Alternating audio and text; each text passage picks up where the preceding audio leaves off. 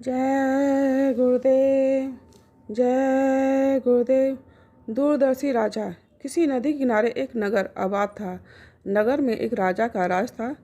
लोग बड़े चैन से रहते थे। नर नारी वहाँ के सुंदर, विद्वान और धनवान थे। वहाँ का रिवाज यह था कि हर साल के बाद राजा बदल दिया जाता था। जब साल की अवधि समाप्त हो जाती तो राजा को तख्त से उतार देते थे और पकड़कर दरिया के उस पार छोड़ आते थे, जहाँ सैकड़ों कोस तक उजाड़ जंगल था और भयानक हिंसक जंतु रहते थे। वह जानवर बलावतन राजा को खा जाते थे। नगर वाले साल भर के लिए कोई नया राजा चुन लेते थे। आज्ञाकारी प्रजा बनकर उसकी हर आज्ञा का पालन करते थे। वे उसे ईश्वर के तुल्य समझते थे और हर समय हाथ बांधे सेवा में खड़े रहते थे। राजा का खजाना भी बहुत बड़ा था।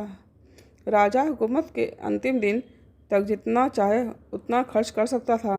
इसी तरह सैकड़ों छत्रधारी राजा ऐसे हुए जिन्होंने साल भर हुकूमत की और ऐश्वर्य भोगा, पर अंत में वही फल मिला, अर्थात उसे पकड़कर दरिया के पार ले जाकर छोड़ दिया गया। जंगली जानवर के खुराक बने।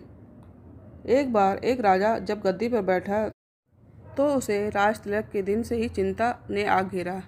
राजकाज के ऐश्वर्य का, भोग विलास का ख्याल बिल्कुल भूल गया। वह सोचने लगा कि बरस पूरा होने पर मेरे साथ वही सलूक होगा जो औरों के साथ हुआ है।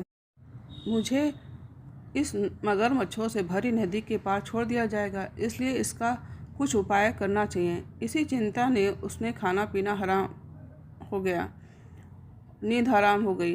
वह नाच रंग से, हर प्रकार के खेल तमाशों से उदासीन हो गया। सोचते सोचते आखिर एक दिन उसके मन में विचार आया कि नदी के पार जाकर देखना चाहिए। जब वह वहां गया तो देखा कि घने जंगल में मनुष्यों के अस्थि पंजर और खोपड़ियां पड़ी हुई हैं। राजा के साथ में लाव लश्कर भी था। राजा ने जब यह दृश्य देखा तो सोचा कि यहाँ कुछ बनवा देना चाहिए। वापस आकर वह सारी रात विचार करता रहा।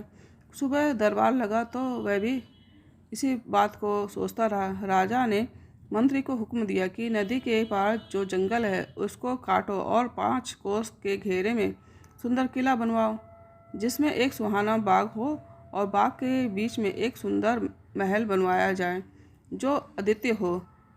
उसमें फर्श बिछोने, झाड़ फनूस, ताक तकिए, गद्दों, पानी, रोशनी का सब प्रबंध हो। यह सारा काम 3 महीने में पूरा होना चाहिए। राजा की आज्ञा की देर थी, सब काम होने लगा। 3 महीने के अंदर अंदर जब महल की इमारत तैयार हो गई तो राजा को खबर की गई। राजा सुनकर खुश हुआ, महल को जाकर देखा और सब अच्छी अच्छी चीज़ें और कीमती सामान उठवा कर वहाँ पहुँचा दिया।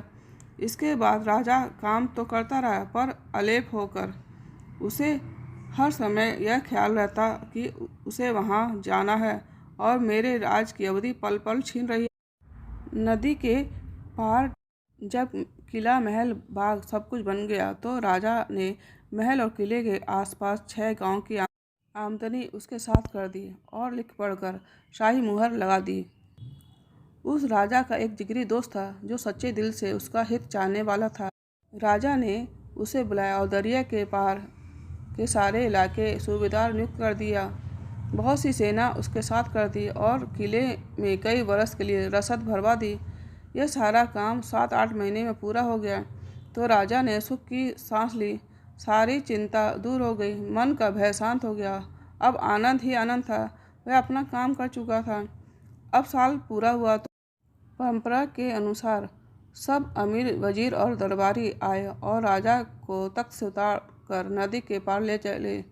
राजा अपनी शुभ करनी से वहाँ नदी के पार नए महल में विराजा। वहाँ चैन से समय बीतने लगा, ना शोक, ना चिंता, ना जंजाल। जैसी करनी वैसी भरनी। ये कहानी है एक दृष्टांत। इसका सारा तत्व क्या है? मानव शरीर नगर है। राजा को जीव समझो। पहले से सोच समझकर किए हुए कर्म ही आड़े आएंगे, नहीं तो 84 के जंगल में भटकना होगा, जहाँ कदम कदम पर खतरा है। जैसे राजा ने राज्य की अवधि में ही काम कर लिया। राजपाट जो क्षण भंगुर था और छोड़कर जाना था, उससे मद को हटाकर जहाँ जाके बसना था वहाँ की चिंता की और उसका प्रबंध कर लिया। ऐसे ही हर मनुष्य जीवन की अवधि में जीते जी मरने का अभ्यास करके उस जगह को जाकर देख ले जहाँ मर के जाना है, तो फिर यहाँ भी सुखी और वहाँ भी सुखी। उसने अपना जीवन सफल कर लिया। जय गुरुदेव, जय गुरुदेव।